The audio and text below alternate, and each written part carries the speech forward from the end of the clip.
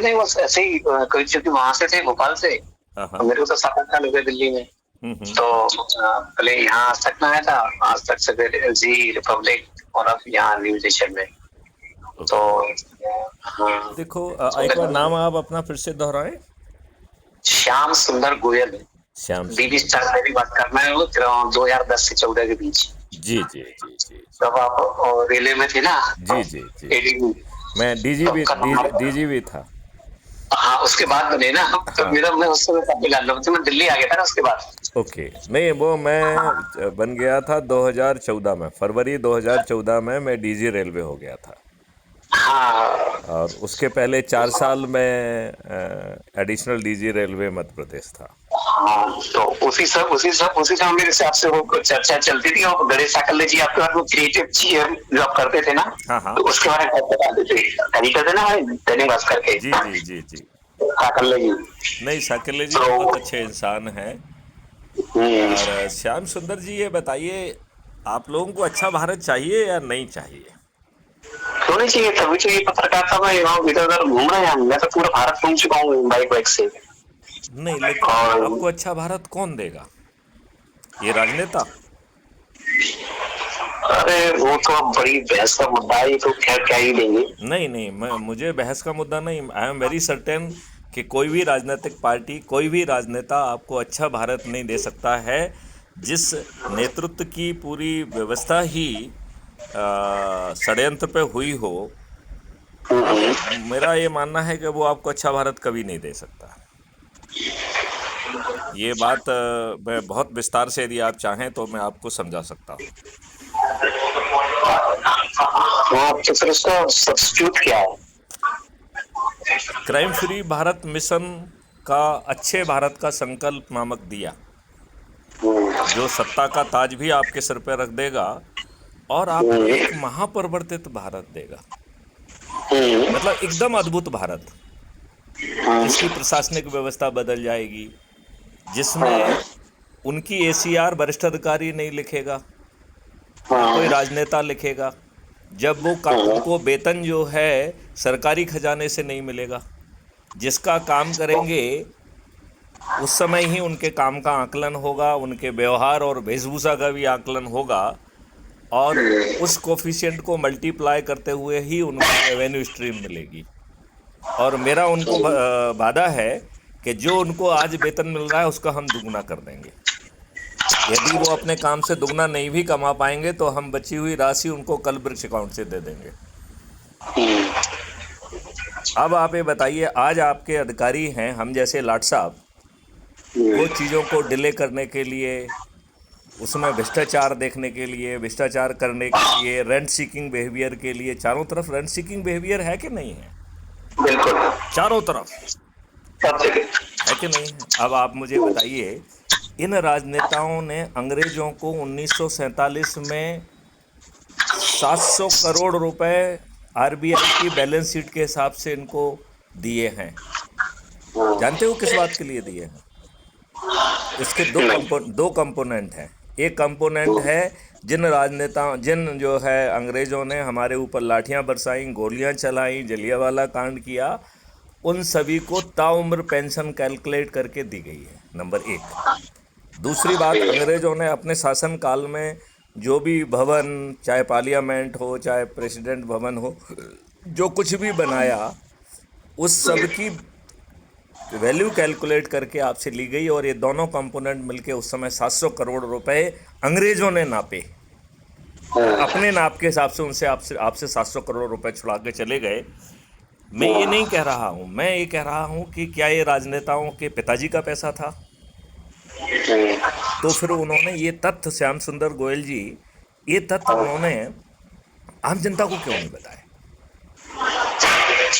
आप मेरी बात समझ रहे? मैं बड़ी बारी बात, आपने पैसे दे दिए कोई बात नहीं है, लेकिन आम जनता को कॉन्फिडेंस में तो लेते ना, कि हमने ये जो गुलामी है ये पैसे दे के खरीदी है। आप ये बताइए, भारत के संविधान में 80% हिस्सा गवर्नमेंट ऑफ इंडिया एक्ट 1935 से क्यों होना चाहिए? और यदि सहूलियत के हिसाब से हमने अडॉप्ट भी कर लिया था, तो उसी में एक रिजोल्यूशन होना चाहिए था कि हम इसको 3 साल में 5 साल में रिवाइज करेंगे, भारत का एक अच्छा संविधान बनाएंगे। साम्राज्य व्यवस्था के तहत बनाया गया गवर्नमेंट ऑफ इंडिया एक्ट 1935, 80% हिस्सा हमारे संविधान में घुस गया। आप बताइए उसमें आर्टिकल 333 क्यों है? आर्टिकल 333 मालूम है क्या है? कि 2 एंग्लो इंडियन हमारे पार्लियामेंट में नामित होंगे। साले दुष्ट जो है ना एंग्लो इंडियन, इनकी सालों की अवैध औलादें हमारे पार्लियामेंट में क्यों बैठेंगी? है इसका कोई जवाब? उनका वो प्रतिष्ठ है तो उन्होंने व्यवस्था कर, बाकी किसी की नहीं करके गए, इसलिए कर दिया। उन्होंने दुष्ट जवाहरलाल नेहरू के माध्यम से, आप दुष्ट, उन्होंने अंग्रेजों ने हर चीज जवाहरलाल नेहरू के माध्यम से ही थोपी। उनको जो है ना जनगण मनगण उस समय जो है राष्ट्रगान नहीं बन पाया। आपका राष्ट्रगान क्या था मालूम है? वंदे मातरम सुजलाम सुफलाम सस्य श्यामलम। ये तो जवाहरलाल नेहरू ने बाद में घुसेड़ा है, जनगण मन नायक दिया है। ये जो हमारी कॉन्स्टिट्यूएंट असेंबली है उसने इसे रिजेक्ट कर दिया था जनगण मन को, क्योंकि ये तो रविन्द्रनाथ टैगोर ने जॉर्ज पंचम की स्तुति में गाया हुआ गीत है। हाँ, जो 1911 में गाया हुआ गीत हमारा राष्ट्रीय गान क्यों होना चाहिए? और ये इन्होंने तब किया जब कॉन्स्टिट्यूएंट असेंबली में इस मुद्दे पर चर्चा हुई। कॉन्स्टिट्यूएंट असेंबली ने इनकी बात को अमान्य किया। फिर उन्होंने जब इनकी सत्ता में घुस गए तो इन्होंने अपने हिसाब से ये सब काम कर लिए। आर्टिकल 370 इन्होंने क्यों घुसेड़ा? ये मुझे आपको मालूम है? ये जवाहरलाल नेहरू मैं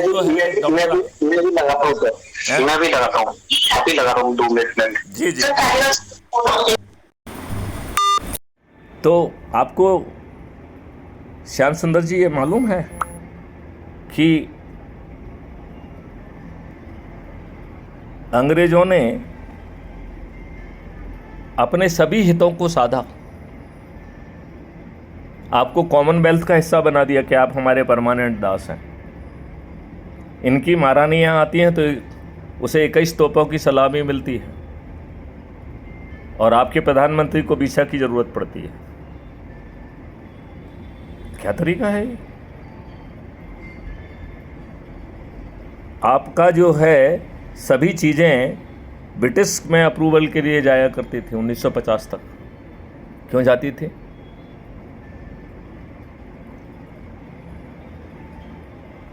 माउंटबेटन हमारे first governor general of India क्यों बने? है कोई इसका जवाब? आपने अंग्रेज़ों के वही नियम कानून जो अंग्रेज की सोची समझी रणनीति के तहत बनाए गए थे कि हम जो है आपको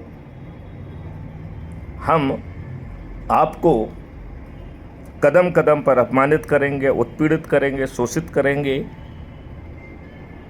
ऐसा नियम कानून जो प्रक्रिया में उलझाकर न्याय से वंचित रख के लिए बनाया गया था, जिससे आप में कभी ब्रिटिश साम्राज्य के तरफ आंख उठाकर देखने की हिम्मत ना हो, यह कानून हमारे ऊपर क्यों थोपे हुए हैं?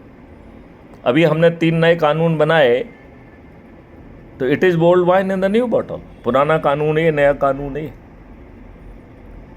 क्या हम इतने दिमाग से पैदल हैं कि अपने लिए 3 अच्छे कानून नहीं सोच सकते हैं?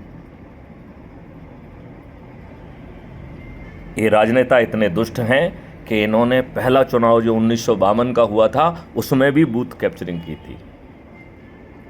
हमारे नेता इतने दुष्ट हैं कि इन्होंने श्यामा प्रसाद मुखर्जी को धूर्ततापूर्वक कश्मीर में प्रवेश कराकर उनकी हत्या कर दी। हमारे राजनेता इतने धूर्त हैं कि हमारे लाल बहादुर शास्त्री, विदेशी ज़मीन पर उनकी हत्या हुई, उनका शरीर नीला पड़ गया। रशिया ने 2 जो है खानसा में जो उस समय के एम्बेसडर मिस्टर कॉल थे, जो कि शायद श्रीमती गांधी के रिलेशन में भी आते थे, उनके 2 खानसामों को अरेस्ट किया था। फिर लाल बहादुर शास्त्री की पत्नी की मांग के बावजूद भी पोस्टमार्टम क्यों नहीं कराया गया?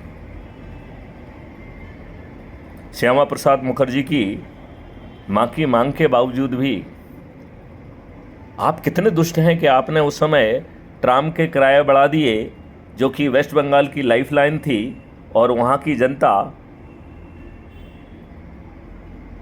ट्राम का किराया कम किया जाए इस आंदोलन में घुसा के आपने श्यामा प्रसाद मुखर्जी की मौत का मुद्दा ही दबा दिया। और भाजपा जो इतनी बार जो है ना 13 दिन 13 महीने और फिर एक पूरा कार्यकाल माननीय अटल बिहारी वाजपेयी का, और अभी तीसरा कार्यकाल माननीय नरेंद्र मोदी जी का चल रहा है, इन्होंने जांच क्यों नहीं करा पाई? इनके दीनदयाल उपाध्याय संदिग्ध परिस्थितियों में मारे गए, इन्होंने ठीक ढंग से जांच क्यों नहीं की? लिहाजा सभी राजनीतिक पार्टियां, सभी राजनेता दुष्ट हैं। ये जाति, धर्म, संप्रदाय और संघ राजनीतिक समीकरण के आधार पर टिकट के लिए लोगों को, उम्मीदवारों को शॉर्टलिस्ट करते हैं। यह इतने दुष्ट हैं कि इन्हें अच्छे लोगों में, ये इतने दुष्ट हैं कि इन्हें अच्छे लोगों में,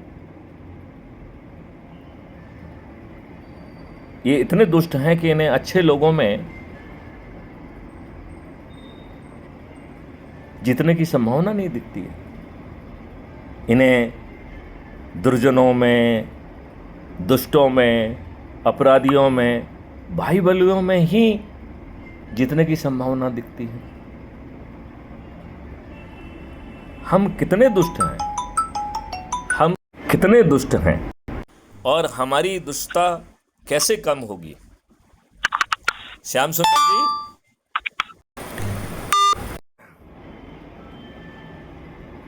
हमारे राजनेता बेहद ही दुष्ट हैं। इनकी दुष्टता का कोई सानी नहीं है। इन्हें अपराधियों में, दुष्टों में, दुर्जनों में, अपराधियों में, बाहुबलियों में और धनबलियों में ही जीतने की संभावना दिखती है। ये बेहद ही घटिया और बुरे चरित्र के लोग हैं। सभी राजनीतिक पार्टियां हथकंडे अपनाकर जीतती हैं, और ये हथकंडे क्या हैं? क्या हैं ये हथकंडे?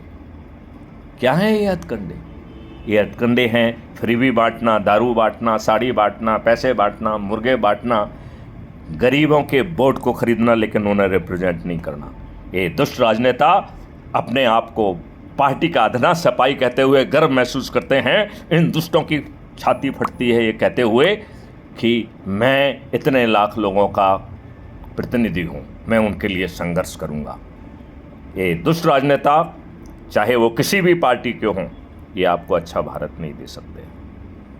अब सवाल उठता है कि आपको अच्छा भारत कैसे मिलेगा, और आपको अच्छा भारत देगा कौन? कौन देगा आपको अच्छा भारत? यह, इस पर विचारण करना मुझे लगता आवश्यक है। तो क्राइम फ्री भारत मिशन ने एक पूरी विकेंद्रीकृत नेतृत्व व्यवस्था के तहत एक अच्छे भारत के संकल्प का नामक दीपक जो है उसको